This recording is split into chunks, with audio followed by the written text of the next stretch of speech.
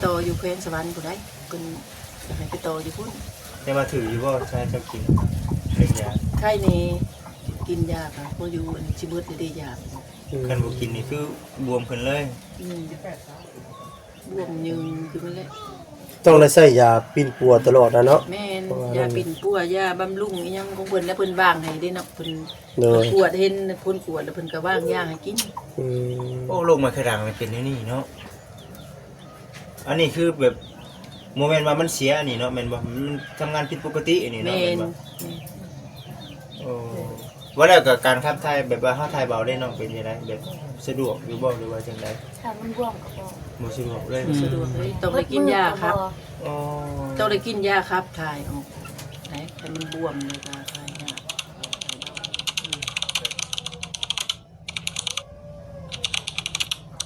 ผู้เช่าบ่เช่าเพิ่นก็เอาผลกวดเป็นอย่างไม้เบิ่งอยู่กินนี่เพิ่นว่ามันกำลังเสื่อมเสื่อมสภาพเป็นไปได้ข้างนึงเป็นไปได้ได้เฮ็ดให้มันทำงานบ่ปกติได้ข้างนี้น่าจะเป็นข้างครัวเนาะกินนี่เนาะเอาบวมบัดนี้นะเพิ่นก็ลงมาแต่เวียงพุ่นแล้วแต่ว่าทางแม่เพิ่นก็อยู่บ้านนี่แหละเพิ่นก็อยู่กินไปแบบแต่ละมื้อแต่ละวันนั่นแหละเพิ่นก็ได้ครับมาวันนี้กับพอดีมีทางผู้ใหญ่เพิ่นฝากเงินมาพอดีเพิ่นมาให้มาเยี่ยมมายามเพิ่นนะซื้อของนี่ได้มาต้อนนะครับเอาเงินไว้เปิดน้ำสินะเกิดจากหยังเนาะทางว่าเด้การขยันติงานประจำตัวเนาะเนาะไปสิไปเนาะถามไทยเบิ่งมีแต่สิไปถามไทยหรือว่าถามมึงเจ้าแล้วก็พอแล้วโอ้มันก็บ่ทำผู้เป็นได้เพิ่นก็สิอธิบายว่าเป็นจังไดเนาะบ่ยอกเพิ่นเนาะมีแต่ว่าสิพาแม่นผู้รักผู้ใหญ่เพิ่นเข้าไปเบิ่งผู้รักผู้ใหญ่ผู้ที่ว่าเพิ่นเคยสุดช่วยครอบครัวนี่เพิ่นว่าเบิ่งก่อนว่าซั่นซอยไปแล้วมีการเปลี่ยนแปลงแนวใดว่าซั่นหั่นน่ะพี่น้องเอ้ยโดนแล้วเนาะยังสร้างบ่ได้ที่เก่าที่อยู่เนาะงามคือเก่าหั่นแหละแต่ว่าลูกมันอยู่พี่น้องเอ้ยไปซะไปก่อนเนาะไว้ซะดีเด้อเนาะเราตามไปมันเอายังสิมาอยู่บ่ซั่นพี่น้องเนาะเพื่อนตัวนี้ตัวต่างหากแม่นมีครอบครัวใหญ่อยู่ว่าทีมงานต่างหากส่วนบ้านหลังนี้เนาะพี่น้องเนาะเอาคือเบอร์โทรเนาะ08เบอร์โทรไปได้ฮะจะเอาหนังมาลงไหมโอ้เบอร์โทรอยู่ในตารางเลยเด้อพี่น้องเด้อเอาสบายดีสบายดีนางขออนุญาตนำมานั่งน้องนางบ่นี่อันตั้งกล้องก่อนบ่จิตนี่ฮะนี่เป็นได้จะบ่คือน้องนางแท้มานี่เฮ้ยเนาะคือเงียบแท้นี่ตะกี้จะคนก่อนตะกี้หลายแล้วตะกี้ไปใส่เบิดได้เด่นโอ้ยงใหญ่ไปนี่หลายคนเลยได้ร้านกะไปอยู่น้ำเมมีใครในสั่งครอบครัวได้ผู้หญิงผู้นั้นได้สั่งครอบครัวได้ผู้นี้น้อยตะกี้น่ะชมพูบ่บ่แล้วบ่ได้สั่งครอบครัวแล้วเพิ่นไปอยู่น้ำแม่เพิ่นอยู่สยะเด้ใช่ยะอยู่น้ำแม่เพิ่นเพราะว่ามันแต่หึงแล้วพี่น้องเนาะบ่จิเชื่อว่าเด็กน้อยๆกับพวกกระเป็กตอนนั้นน่ะยันใหญ่เป็นบ่าวบ่แหละเป็นบ่าวบ่แหละกระเป็กใช่พี่น้องเนาะมีแต่คนขี้ดื้อเนาะตะกี้น่ะโอ้ยอกเพิ่นอยู่ใหญ่ไปแล้วแม่ลูกชายลาแม่ก็ใหญ่เป็นบ่าวเลยนะเขาเฮียนเพิ่นยังเพิ่นผู้เดียวแหละเขาเฮียนอยู่วันเช้าวันอาทิตย์ก็ไปลินแล้วโดยพี่น้องเฮียนจะพอดีได้แหละซะเนาะผู้ใดใหญ่แล้วก็ดีสิได้ช่วยกันหาอยู่หากินเนาะก็ใครในระว่าช่วงนี้มีเรื่องเขารับจำปามาก็บ่ได้ไข่คือเก่านั่นแหละลูกเอ้ยยันว่าเนาะลูกไปทำงานก็ฝากมาให้แม่ชื่อข้าวว่าสิต่อเติมเฮือนก็ยังบ่ได้ต่อเติมเลยชื่อแต่เขาต่อเติมแบบใดอันใดแฟนพามันนี่แหละแม่ก็จะอันโอ้ใส่มาอีกนะเพราะว่ามันเป็นไม่กระจาดเนาะแม่ไม่กระจาดเป็นเอ็มยังอะไรหมดกินเลยปกติมันมักคืออย่างนี้ได้หมดเนาะไม่อ่อนมันหมักได้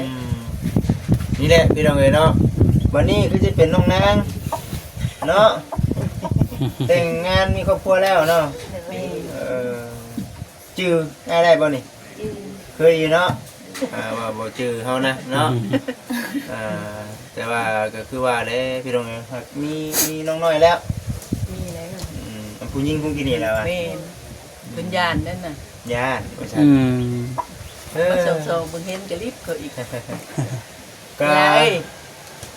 ถือว่ามื้อนี้ทั้งบ่แสนเพิ่นว่าจังไดก็มื้อนี้ ว่ามีอันบาเช่นว่ามีผู้ใหญ่ใจดีเพิ่นฝากเงินมาให้นะให้มาเยี่ยมยามแม่แต่นี้เพิ่นว่า เท่าไหร่ก็เงินเท่าไหร่ก็ เงินนั้นเป็นเงินสดกะ1 ล้านปีแล้วเพิ่นก็ซื้อข้าวมานี่2ถุงละ5กิโลแต่ว่าเพิ่นว่ามันจะกับขนมนม อืม มาให้ แต่ว่าเรื่องข้าวเรื่องน้ำนี่คือหากิน มี คือ เก่า เก่า หาแหน่ไข่มดหาหน่อไม้มาขายแล้วก็ซื้อถึง5โล10โลนะลูกเพื่อลูกสิได้เงินก็พอแห้งผู้ไปทำงานก็ได้ ผู้ที่ว่าเป็นขออนุญาตนำเป็นทอมเด้ ไปท่อมกับมาแล้ว อยู่ใช่ล่ะ ไปเลี้ยงหมูเพิ่นไปใช้บุกไปหาป่าบ่ คือกันนั่นก็ได้ บ่ได้อยู่ยาซ่านของนี่พักผ่อนซ่านของยังบ่ได้ไปตัดใหม่ของก็ซ่านเรื่อยๆก็ได้ขายเรื่อยๆได้ผู้สั่ง10หน่วย5หน่วย น้อง10หน่วยเพิ่น แม่น คนนั้นจะบืนแน่เนาะคนนั้นก็ หน่ ได้ วยละ เนาะ 30,000หน่วย50,000อันเฮ็ดขายน่ะได้ขายตลอดของเพิ่นนั่นน่ะ เนาะ ที่แต่ซ่านบ่แล้วเขาสั่งอยู่ สู้ๆซั่นเนาะ แม่นชูเป็นจังซี่แหละแม่ก็ได้ ไปเสร็จไปเนาะบัดนี้สิมาเว้าเรื่องน้องนางได้บัดนี้ได้เนาะ สาเหตุที่เป็นแนวนี้นี่เมื่อก่อนมันได้แม่นนี่ได้พี่น้องเอ้ย แม่ เนาะอันนี้คือเว่าตามความจริงเลยเนาะน้องเนาะ แม่น แรกๆเลยอาการแรกๆเลยของเจ้าก่อนสิเป็นเลยน้องเอ้ย มันบวมเลยแหละ บวมขึ้นโดยบ่ โดย บ่ได้คิดว่าวูบวาบในนั้นในนี่แม่นบ่แบบ บวม หน้าไข้นะบวมขึ้นเองเลย แมน อืม ตากับบวมต้องเป็นแบบอีกอะตาบ่เห็นหุ่งเลยปิดไปเลย มันท่วมบ่มันท่วมไม่ชื่อ โอ้ยมันบวม มันยืงคือ โมเมนต์เกี่ยวกับหน่วยตาเฮาเนาะแปลว่ามันยืงขึ้น มันยืงคือมันก็มิดเลยตา โดย อ๋อ มันเป็นแบบอะไรก็เห็นหุง ตอนที่ว่าเป็นนั้นได้ลู เกี่ยว ก กับ เลย ตา บ่ เนาะ ยังบ่ทันได้บ่ ได้แล้ว อ๋อได้แล้ว ลูกแล้วเป็นลูกอ่อนเพิ่นนี่แหละ โอ้ ตอนเป็นตะบิดก็ได้จนบ่เส้นซื้อนมซื้อหยังมาให้ตอนเป็นตะบิดก็ได้ อืม เพิ่น กินนม อืม กินนมมันเล็กตัวเย็นเด้ เพิ่นบอก ลูก ว่า หน่อย เป็นโรคมาไข้หลังบัดนี้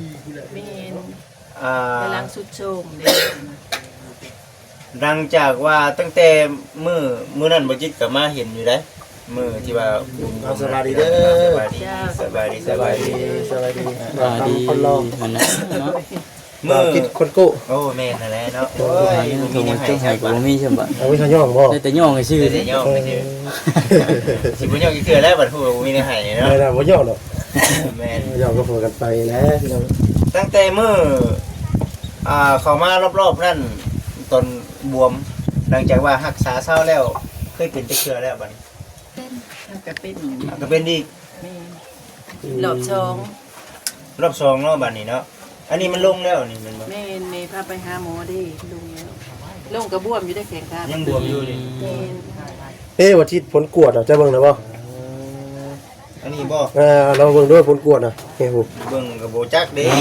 ว เด้มองดำๆมันเด้นี่ เด้เบิ่งกำลัง เด้มองดำๆเพ่นมันเด้ สิบ่ พี่บ่แม่นกับหัวเด้น่ะนี่นั่นแหละที่ดำๆนั่นเด้นี่ ครับอ๋อนี่ที่หลังบ่นี่น่ะ เป็นทางเดียวนี่เป็นทางเดียว มันเป็นจุดนั่นบ่ เป็นทางนี้ อ๋อข้างนี้งามข้างนี้เนาะ แม่น แม่น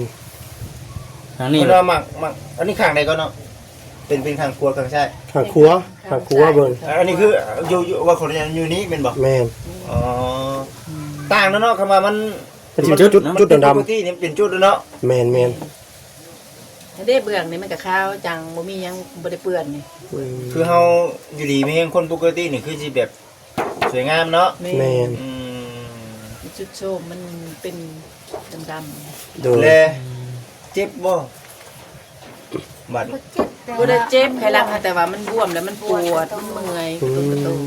มานี่ในสิ่งที่เฮาเขาล่ำเนี่ยมีหยังได้ใช่มั้ย ก็ลำแนวมันเครื่องดองบ่ได้กินปลาแดกก็บ่ได้กิน บ่ได้ คารันแต่ไหนมาแล้ว ถ้ากิ อาน หาร ผิด ถ้าเรา แม่ ทะ น เลก็ เนาะ บ่ได้กินแบบว่าอาหารเป็นศีลเป็นคล้ายเฮาทอดก็บ่ได้กินอีกบ่ให้ทอด ตกปิ้งอย่างเดียว เป็ดเค็มก็บ่ได้กิน เป็นสมพักสมมีบ่ได้กินนะสมปูสมป้าก็บ่ได้กินเป็นเรื่องสมบ่ได้กินทั้งจักอย่าง และ เพิ่นว่าสามารถหายขาดได้บ่นี่ ยังบ่ฮู้ว่าได้ โรคแบบ เพิ่น นี้ ว่าแบบว่าเพิ่นว่าคัน ต้องให้ เบิดยาแล้วให้ไปต่ออยู่แขวงสวรรค์ผู้ใดเพิ่นให้ไปต่ออยู่พุ่น แต่ว่าถืออยู่บ่ใช่เจ้ากินเป็นยา ไข้นี่กินยาค่ะบ่อยู่อันสิเบิดได้ยา คันบ่กินนี่คือบวมขึ้นเลย บวมยืนคือมันแหละ ต้องได้ใช้ยาปิ้นปัวตลอดนะเนาะ แม่นยาปิ่นปัวยาบำรุงอีหยังของเพิ่นแล้วเพิ่นวางให้ได้เนาะเพิ่น โดย ปวดเห็นเพิ่นปวดแล้วเพิ่นก็วางยาให้กิน อืม โอ้โรคไมเกรนมันเป็นอย่างนี้เนาะอันนี้คือแบบโมเมนต์ว่ามันเสียอันนี้เนาะแม่นบ่มันทำงานผิดปกติอันนี้เนาะ แม่ แม่น น บ่โอ้ว่าแล้วก็การขับถ่ายแบบว่าเฮาถ่ายเบาได้เนาะเป็นจังไดแบบสะดวกอยู่บ่หรือว่าจังได๋ ถ้ามันบวมก็บ่ บ่สะดวกเลย สะดวกเลยต้องได้กินยาครับ อ๋อ ต้องได้กินยาครับถ่ายออกไหนแต่มันบวมเลยก็ถ่ายยากถ่ายเบา แบ ถ่า บ ยบ่สะดวกเลย มันนั่นเด้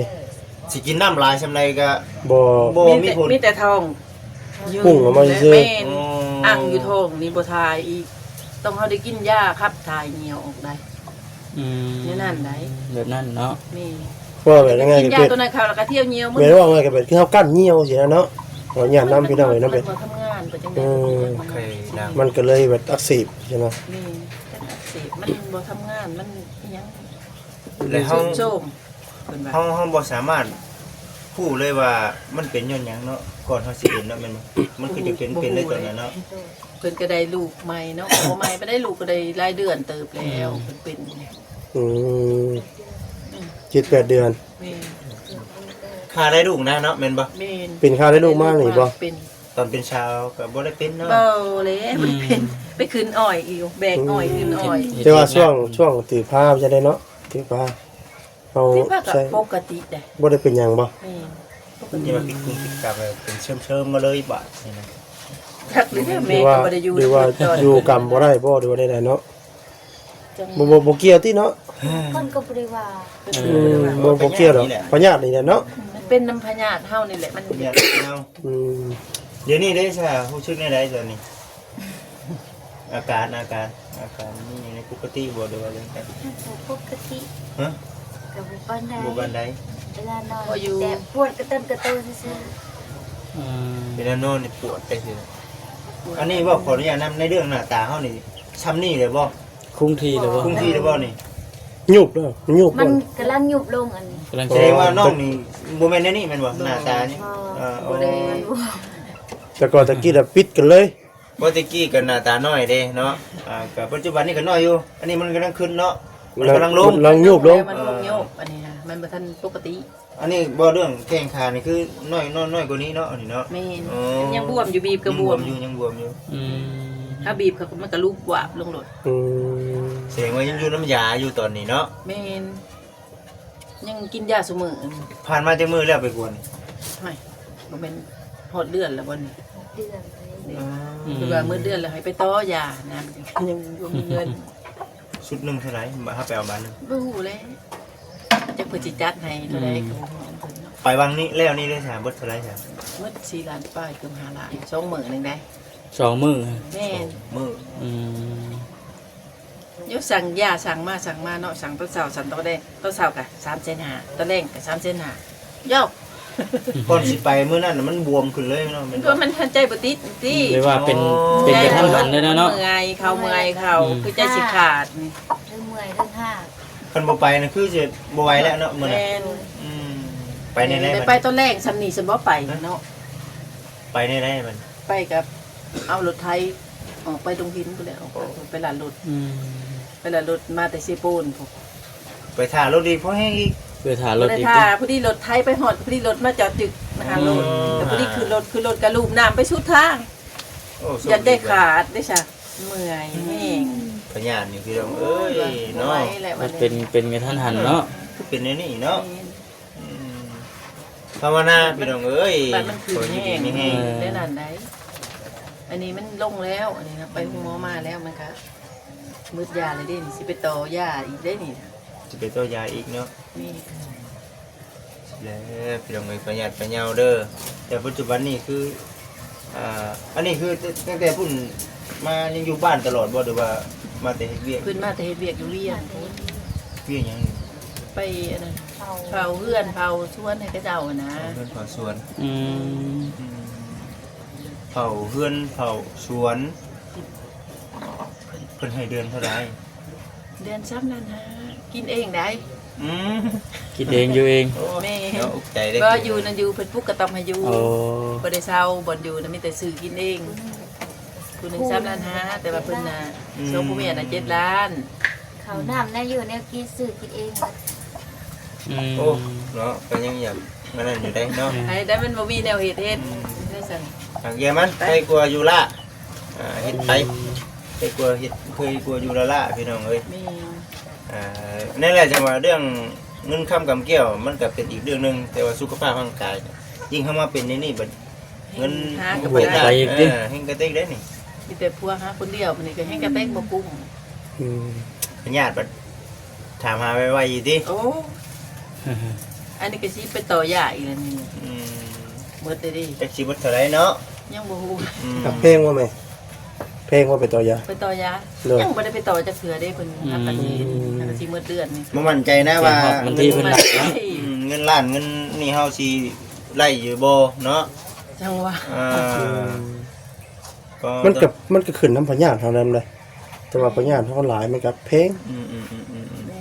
เป็นญาติหลาย แล้วก็ยาเนาะน้ำยาอีก แต่ว่าเป็นแต่มาเคยดังนี่แล้วอ่ะ แม่นี่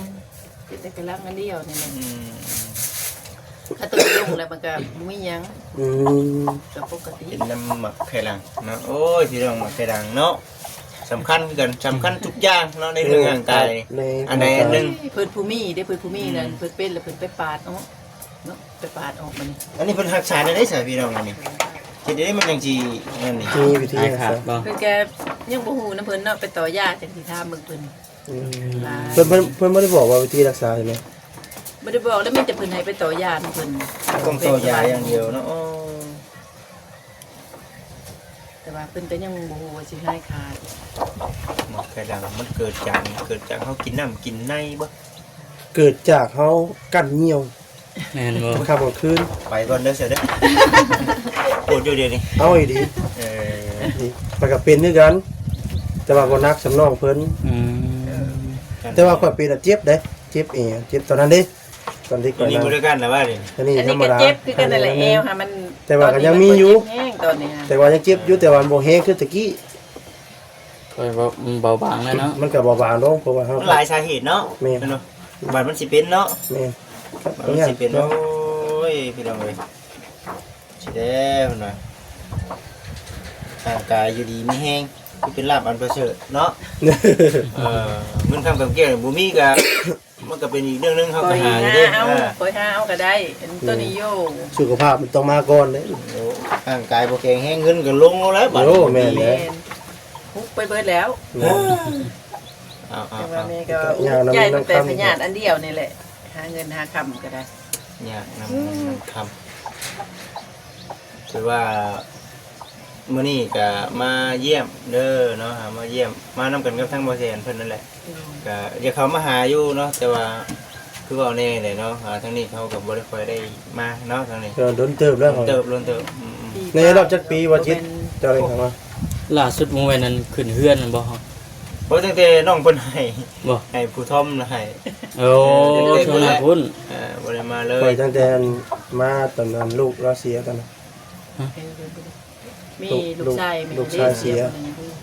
เออ เขาบอก ก็จะ เอาสองเทื่อนี่ก่อนนะ บ่ แม่ อืม เพิ่นป่วยดิ ตอนนั้นมาก็มาบอกเสียเลยน่าจะพาไปเดือนนี้ อ๋อ